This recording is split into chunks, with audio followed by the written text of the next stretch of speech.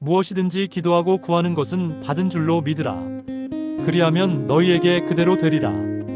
공검서부교회는 대한예수교 장로회 통합에 속한 교회로 작은 자를 소중히 여기신 예수님을 본받아 지역 주민과 함께 사랑을 나누는 공동체입니다. 우리는 기도합니다. 전도의 지혜와 열매를 문화사역이 말씀과 기도로 전달되도록 영적으로 침체된 성도들의 새로움과 성숙을 위해, 질병과 낙심, 어려움 속에 있는 이들의 회복을 위해, 그리고 이 지역과 나라, 민족을 위해 세대를 아우르는 믿음의 공동체, 언제나 사랑으로 당신을 맞을 준비가 되어 있습니다. 공검서부교회에 오신 여러분을 진심으로 환영합니다. 이 시간 찬양으로 하나님께 영광 올려 드립니다. 하나님 사랑은 온전한 참 사랑 내 맘에 부어주시사 충만케 하소서. 내 주님 참 사랑 햇빛과 같으니 그 사랑 내게 비추사 뜨겁게 하소서. 그 사랑 앞에는 풍파도 그치며 어두운 밤도 환하니 그 힘이 되도다. 하나님 사랑은 온전한 참 사랑 내 맘에 영에 채우사 새 힘을 주소서. 아멘.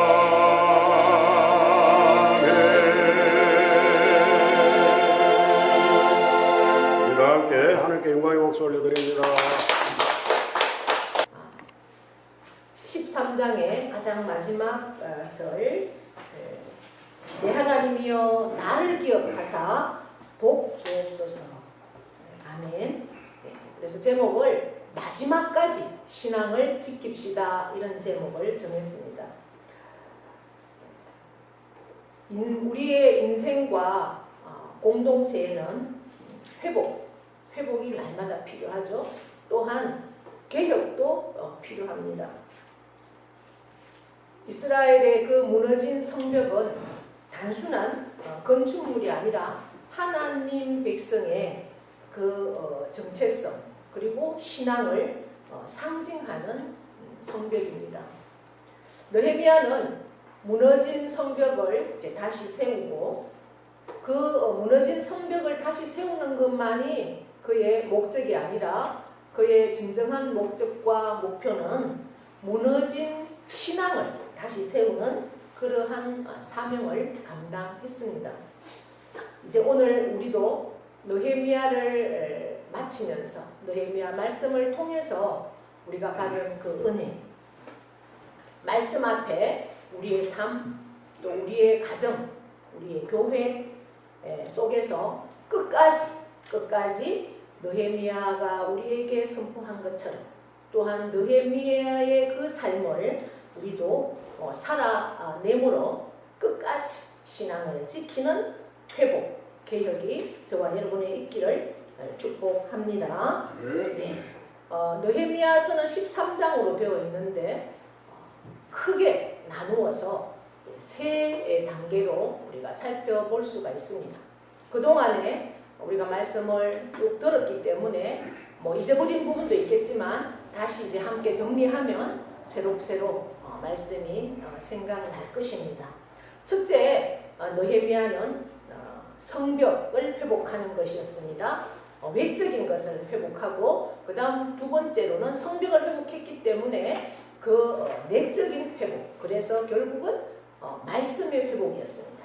그리고 말씀이 그 심령 안에 임하면 결국 뭐와 연결이 될까요? 삶의 개혁이 있다는 것입니다. 그래서 성벽을 회복하고 말씀을 회복하고 그리고 삶의 개혁으로 이렇게 나누어져 있습니다. 성벽의 회복은 결국은 그 공동체 이스라엘 백성들의 심령과 모든 삶의 회복을 말씀하는 거죠. 결국은 그들의 정체성이 무언가? 여호와 하나님만을 경외하는 삶, 그것의 회복이라는 것입니다. 그래서 느헤미야 1장에서 7장까지는 무너진 성벽을 다시 세우는 그러한 스토리가 전개됩니다. 회복이라는 것은 우리가 눈에 보이는 구조물, 성벽을 다시 세우니까 눈에 보이는 구조물로도 보입니다. 그것만이 아니라 그것으로 끝이 아니라는 거죠. 하나님의 백성으로서의 울타리를 다시 세우는 것입니다. 결국은 세상과 하나님 백성으로서의 삶을 다시 양다리를 걸쳐 있는 것이 아니라 우리는 단절하면서 하나님 백성으로의 삶을 세상 속에서 살아내는 것이죠. 거기에는 여러 가지 어려움도 있고 손해도 있을 것이고 내가 이렇게 사는 것이 정말 세상 속에서는 너무나 손해인데 그러나 그것이 하나님의 백성으로서의 삶이기에 느헤미야는 그렇게 살아야 한다. 그 말씀이 오늘 우리에게까지도 적용되는 것입니다. 구약에서의 느헤미야의 말씀이 굉장히 점진적이고 개혁적이고 그래서 결국은 삶의 변화, 하나님 백성으로 끝까지 신앙을 지켜서 하나님 앞에 서는 것, 그것이 느헤미야의 말씀의 핵심이라면 신학에서는 바로 사도행전의 말씀과 이것이 굉장히 연결됩니다. 사도행전은 성령 받지 못한 제자들이 예수님이 십자가에 못 박히고 붙들려 갈 때 그 1등 제자라고 불렸던 베드로도 나는 저 예수를 알지 못한다라고 그 조그만한 어린아이 앞에서 그렇게 부정했던 나와는 상관이 없다라고 그렇게 두려워했던 그가 성령을 받고 나서는 자기의 생명을 바쳐서 십자가에 거꾸로 못 박히는 그러한 순교의 삶으로 복음을 전했던 그러한 역사가 사도행전입니다.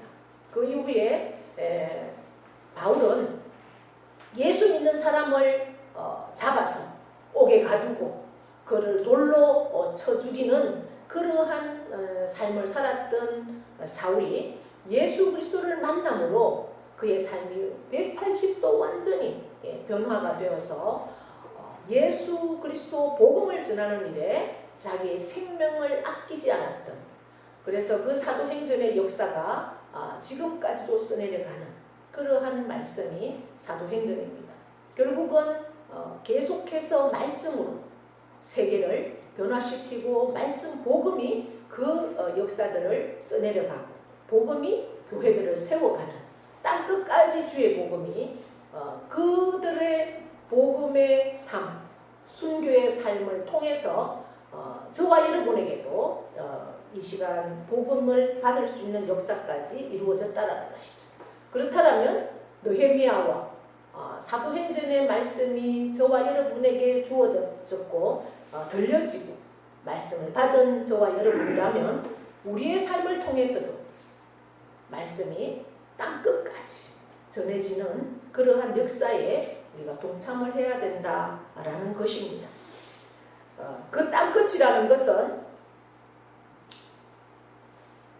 바로 어디에서부터 시작이 되느냐? 나의 심령부터 시작이 돼야 되죠. 내 심령이 변화가 되어야 내 가정을 변화시키고 내 이웃을 변화시킬 수 있다는 것입니다. 그래서 느헤미야는 성벽을 재건을 마치고 그러면 그의 모든 소임은 다 끝이 납니다. 그가 이스라엘에 돌아온 것은 성벽을 재건하기 위해서 왔죠. 우리가 느헤미야서를 통해서 느헤미야가 어떤 신분이었느냐 살펴보았습니다. 느헤미야는 그때 당시에 가장 큰 제국, 페르시아의 왕 바로 옆에서 왕을 모시는 그러한 사람이었습니다. 지금으로 보면 아마 미국의 2인자 자리에 있던 사람이 느헤미야입니다. 그렇다라고 하면 느헤미야는 모든 것을 가졌습니다. 권력도 있지요, 명예도 있지요, 부는 말할 것도 없습니다. 그럼에도 불구하고 느헤미야의 한쪽 마음에는 항상 걸린 게 있죠. 내가 잘 먹고 잘 살고 내가 편안한 것이 중요한 것이 아니라 내 백성이 아직도 하나님 말씀 앞에 서 있지 못하고 방황하고 있고 그렇게 신앙 앞에 서 있지 못하는 그 부분이 날마다 고민이었습니다. 그래서 그는 계속해서 기도했다는 사실을 우리가 말씀을 통해서 이미 보았습니다. 그래서 그는 기도, 자기의 그 중심을 하나님 앞에 계속해서 드렸을 때 하나님의 때가 되어서 아닥사스다 왕에게, 자기가 모시는 그 왕에게 내가 우리 이스라엘 내 백성, 우리 조상의 땅에 가서 성벽을 재건하고 돌아와야 되겠다라는 얘기를 했을 때 그 왕은 처음에는 가는 것을 만류했습니다. 그만큼 신임을 얻고 있었던 느헤미야였죠. 그러나 느헤미야의 그 중심이 너무나 분명하고 너무나 강곡했기에 그가 허락을 했습니다. 그리고 느헤미야는 조국 땅으로 돌아와서 12년 동안 그가 페르시아에서 총독으로 있으면 많은 재물을 얻을 수 있었겠죠. 한 달에 월급만 해도 얼마나 받았겠습니까? 그러나 그는 12년 동안 무보수로 그 총독의 일을 감당을 했습니다. 그리고 성벽을 다 세우고는 그가 우리가 8장에서 10장을 통해서 보았습니다. 학사 에스라를 초빙을 해서 그들에게 모든 백성들을 다 모아서 남녀노소 모든 백성을 다 모아서 말씀을 듣게 했습니다. 에스라는 단지 모세의 오경을 읽기만 했습니다. 그들은 책이 있던 시절이 아니니까 그 말씀을 듣기만 했는데도 어떠한 역사가 일어났습니까? 말씀 앞에 회개하고 머리를 치면서 통회하고 자복하며 우리가 말씀대로 살지 못했기 때문에 하나님 앞에 이렇게 벌을 받았다. 그들이 회개하고 다시 말씀 앞에 서는 그러한 역사들을 보았습니다. 그렇습니다. 말씀이 그만큼 능력이 있다는 겁니다. 말씀이 그 말씀 앞에 회복이 그들의 신앙 회복의 핵심인 것을 느헤미야서에서는 우리에게 보여줍니다. 우리가 신앙생활을 얼마나 교회를 오래 다녔느냐가 중요한 게 아니라는 거죠. 내가 교회를 다닌 그 횟수 못지않게 나는 말씀 앞에 얼마나 서 있느냐, 그 말씀 앞에 내 삶이 얼마나 연결되어 있느냐가 중요하다는 겁니다.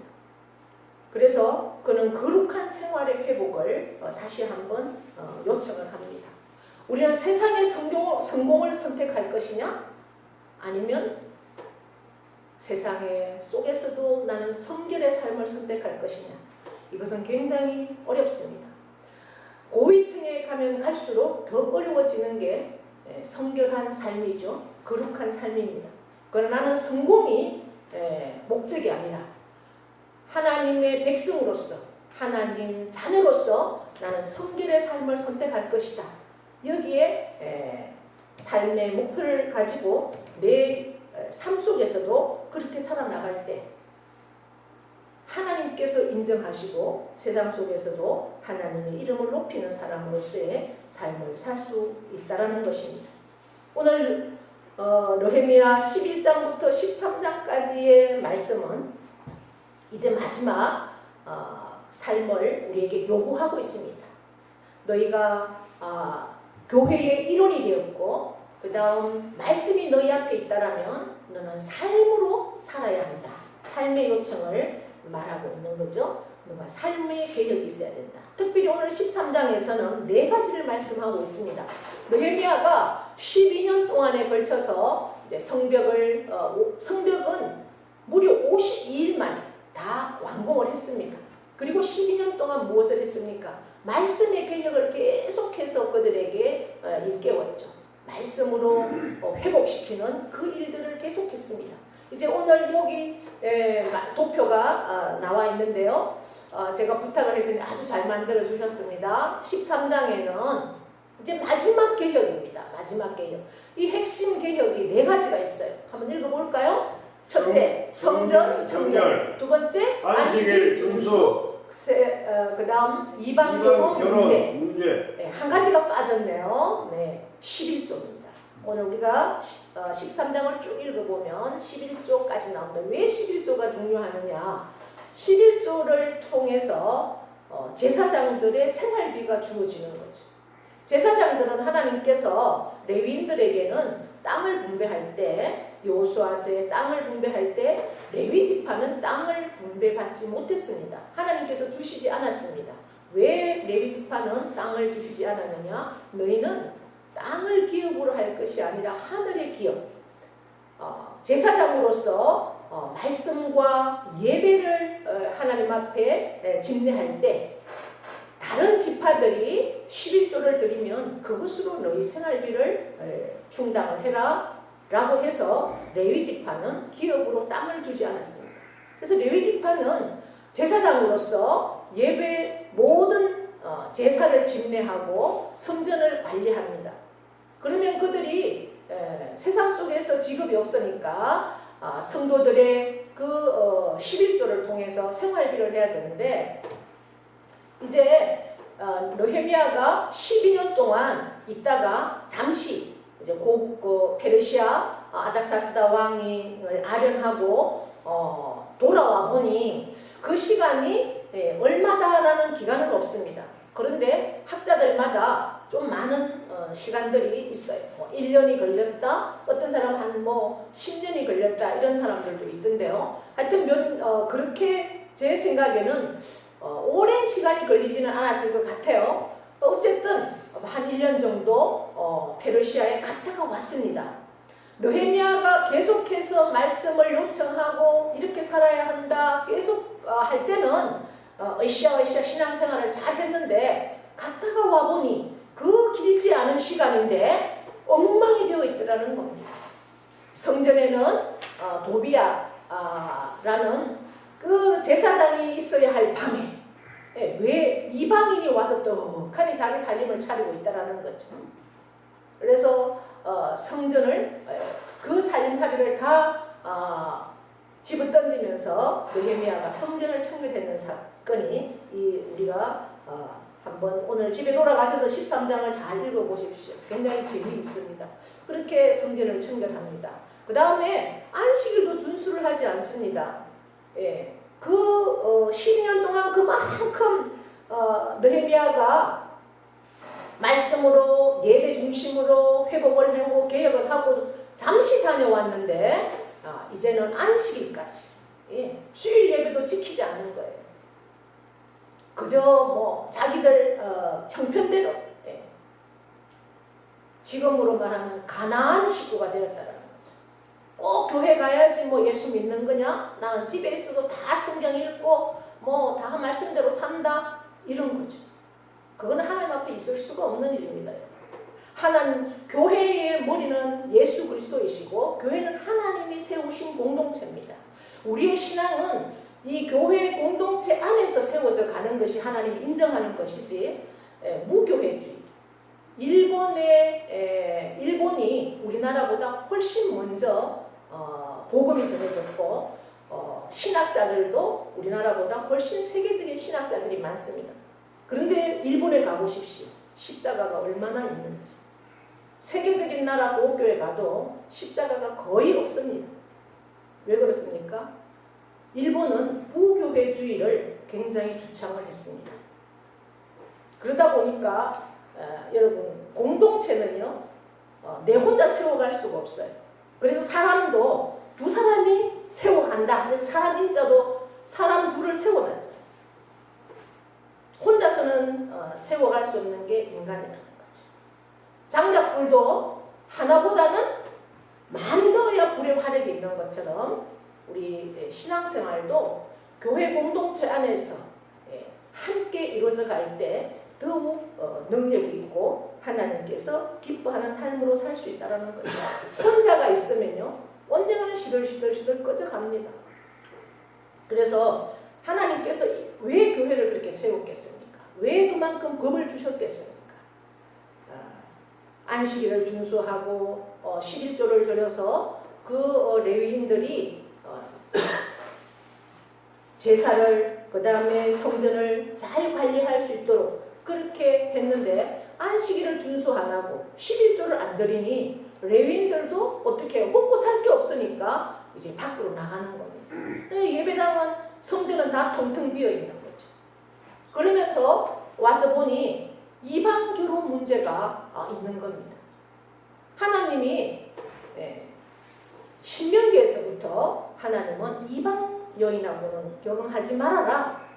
결혼하지 말아라 분명히 말씀하셨습니다. 솔로몬도 그 세계적인 부를 가졌던 솔로몬. 그리고 내가 너에게 너무나 하나님이 감동이 되셨어요. 하나님은요 인격을 가지신 하나님이세요. 지정의를 가지고 계시기 때문에 우리가 감동을 드리면 하나님이 감동을 하셔요. 여러분 아십니까? 네. 세상이 믿는 신, 세상에 믿는 신은 어떤 신입니까? 만든 신이잖아요. 사람이 만든 돌부처 앞이라든지 뭐 나무, 그 다음에 달, 뭐 물을 떠놓고 그 물체들이 인격이 있습니까? 그렇지 않잖아요. 그래서 그냥 일방적인 거예요. 내가 믿는 사람이 일방적. 그러나 우리가 믿는 하나님은요 인격이 있으신 하나님이세요. 그래서 우리가 감동을 드리면 감동하시는 하나님이세요. 우리가 마음을 그분을 불편하게 하면 그분은 불편해하세요. 그래서 우리가 내 생각에는 아무리 나는 막 떳떳해, 난 하나님 보기에 부끄럽지 않아, 이러면서 행동할 수도 있어요. 그러나 그것은 내 생각이고 정말 하나님은 내가 이렇게 행동하고 말할 때 하나님이 슬퍼하실까 기뻐하실까 이것을 생각하면서 우리는 행동해야 된다는 거예요. 왜? 하나님은 인격의 하나님이세요. 내가 어떤 말을 하느냐, 내가 어떤 행동을 하느냐 할 때 하나님은 슬퍼하시고 하나님은 기뻐하셔요. 그래서 하나님은 솔로몬 때 그렇게 하나님이 1,000번제를 드리면서 하나님을 기쁘시게 한 그 솔로몬에게 너무나 감동이 되어서 다 주고 싶은 거예요. 다 주고 싶어. 그래서 솔로몬아 너가 뭘 원하니? 하나님이 이렇게 물으셨어요. 솔로몬이 이제 한 나라를 다스리니까 다 가졌잖아요. 그러면 아마 영원히 죽지 않는 건강을 주세요. 이렇게도 얘기할 수 있었을 텐데 솔로몬은 무엇을 원했습니까? 다른 거 원하지 않았어요. 나 우리나라가 더 강해지고 싶어요. 내가 이 나라를 영원히 다스리고 싶어요. 그러니까 장수할 수 있도록 주세요. 뭐 이런 거 원하지 않았어요.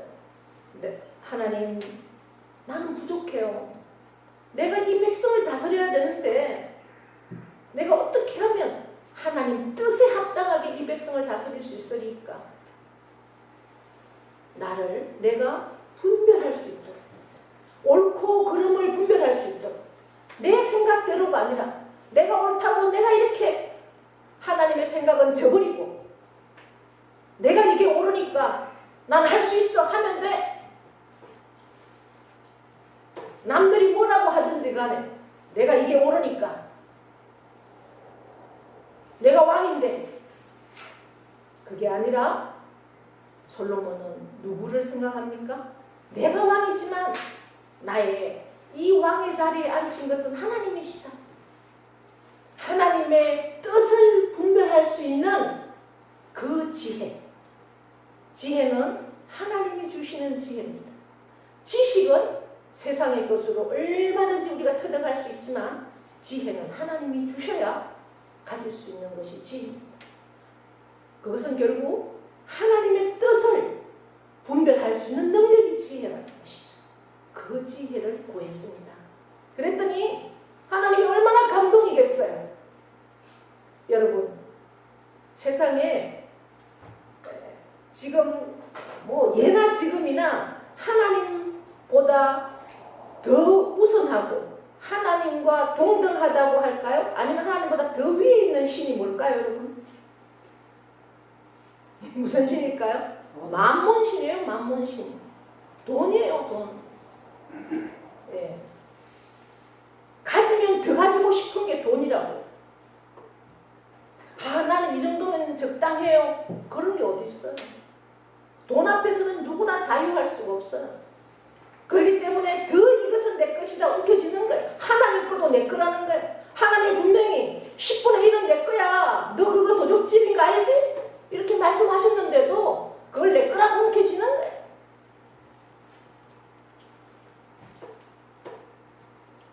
그런데 이 솔로몬은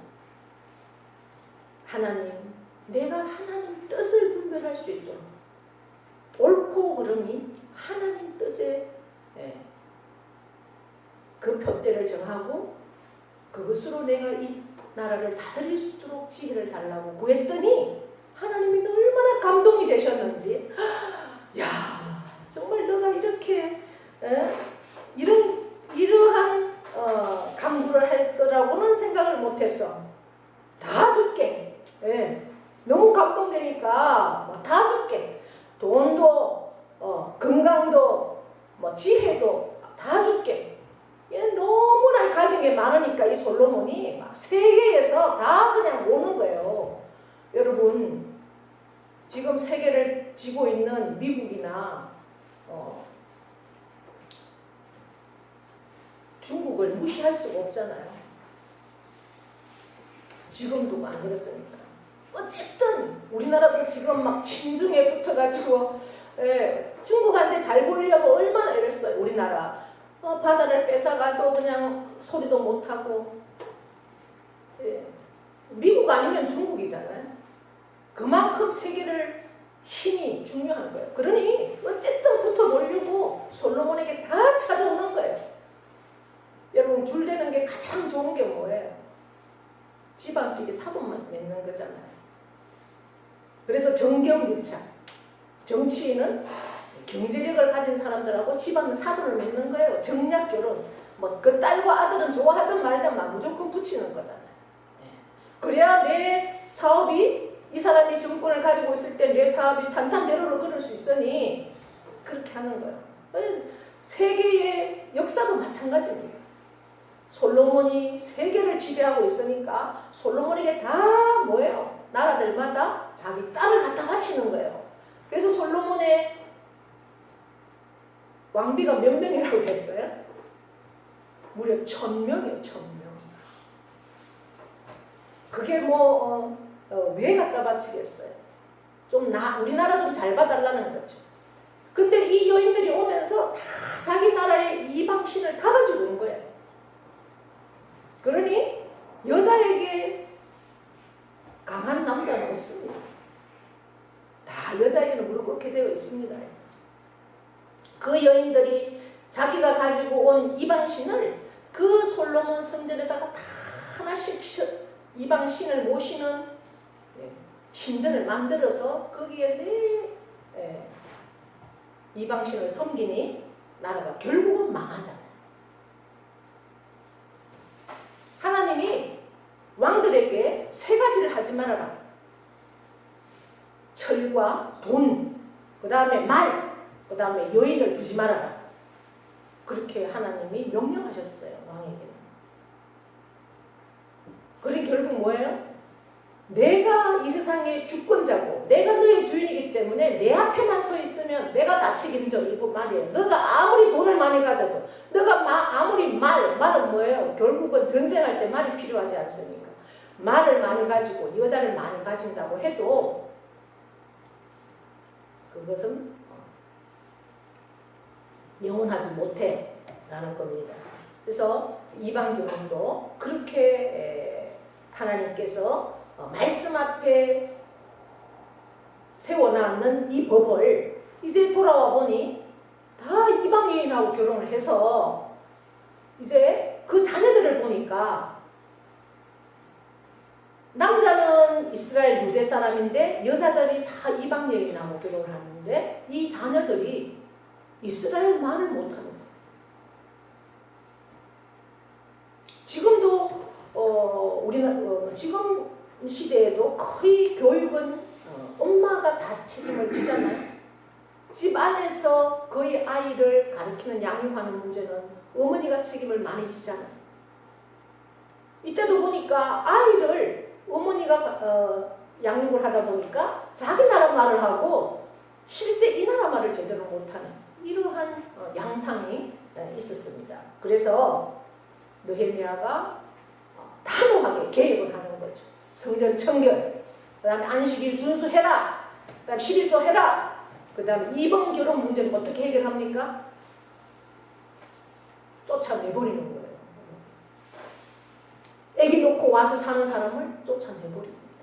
오늘 13장을 읽어보시면 이러한 말씀까지 우리가 이 말씀을 어디선가 들었죠. 이방 여인하고 결혼했는데 쫓아내버리는 거예요. 에스라에서도 이 말씀이 있습니다. 에스라가 개혁을 했을 때도 이 문제가 있었어요. 그러니까 결혼 문제라는 것은요 그만큼 중요하다는 거예요. 신약에 와서 사도 바울도 믿지 않는 자와는 멍에를 매지 말라. 왜 그렇게 했어요? 우리에게 믿음을 지키는 것은 그만큼 이방하고는 붙으면요 우리가 질 수밖에 없다라는 거예요. 네. 그래서 믿는 자와 결혼해라 이 말씀을 계속해서 하는 거죠. 그러면서 오늘 마지막 느헤미야의 마지막 기도 31절 내 하나님이여 나를 기억하사 복을 주옵소서. 여러분 우리가 이제 마지막 삶의 순간에 정말 하나님 앞에 설 때 하나님 나를 기억하소서 그리고 복을 주소서.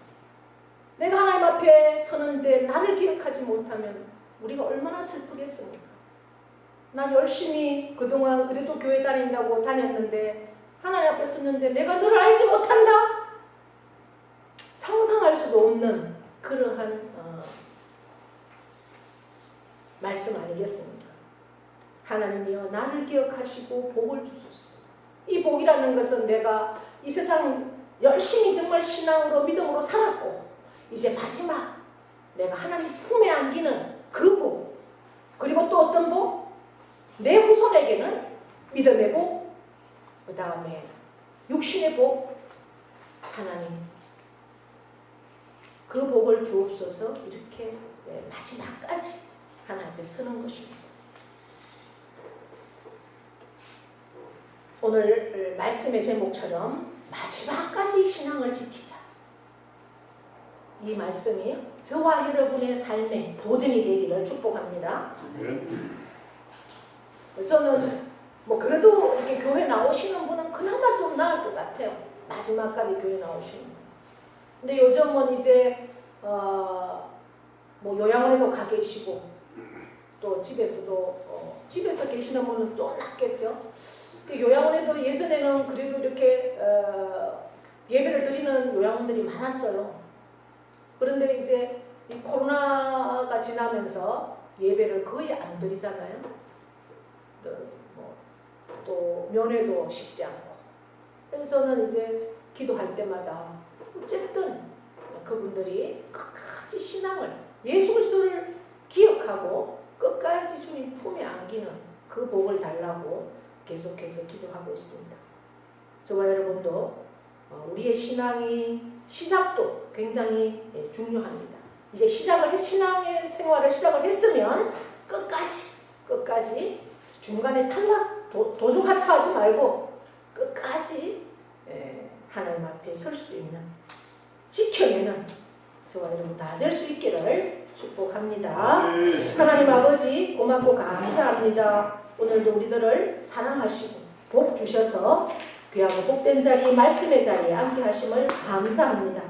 오늘도 이 말씀 앞에 우리의 삶을 올려드립니다. 아버지 하나님 참으로 느헤미야가 선포한 그 말씀들이 나의 삶에 온전케 하여 주시옵소서.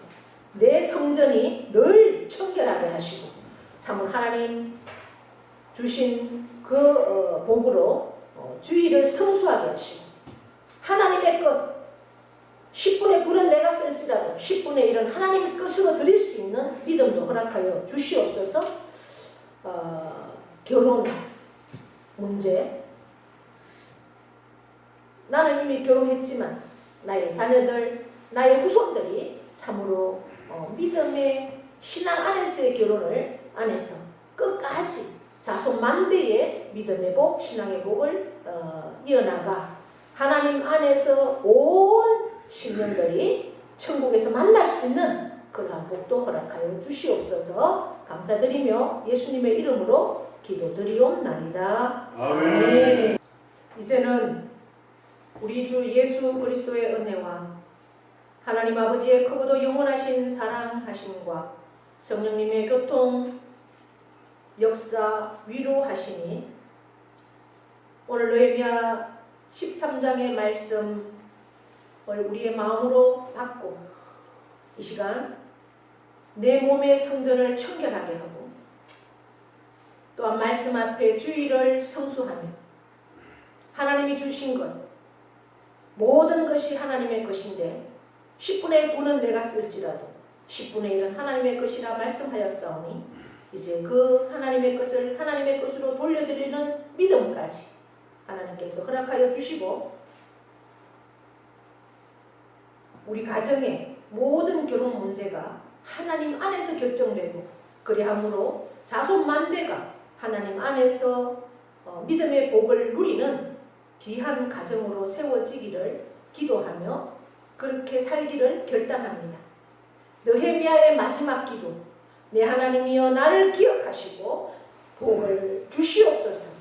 이 기도가 우리 모두의 기도가 되고 우리의 삶이 되기를 원합니다.